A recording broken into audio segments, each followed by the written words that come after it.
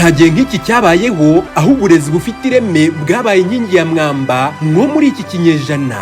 Muri miliyari zirenga 8 zituye isi, ubayeho neza n'uwabashije kwiga neza, agatozwa ikinyabupfura ndetse n'indangagaciro zo kubaha Imana. Uburezi nk'ubu si amashuri yose abutanga, gusa hari ishuri rimwe ryujuje ibi byose rityaza umwana wawe akabasha kubaho neza abikesha abarimu b'abahanga bamuha uburezi bwuje ireme banifashishije ikoranabuhanga. Iryo shuri nta rindi ni Scolaire Elena Guerra, ishuri ryiyemeje kwigisha rigaha imbaraga umwana wawe rigamije kumugeza ku byiza byose.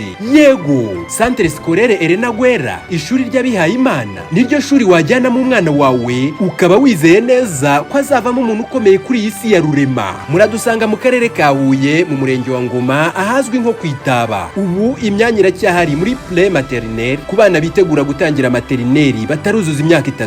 Tubafitiye imyanya kandi mu mashuri y'inshuke, maternelle ya mbere kugera mu ya 3, hari imyanya muri primaire kuva mu wa mbere kugera mu wa 5 na segonderi kuva mu wa mbere kugera mu wa 2.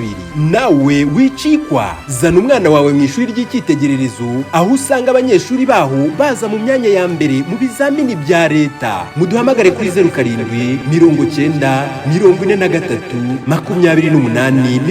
28 65. Scolaire Elena Guerra, ni amahitamo meza.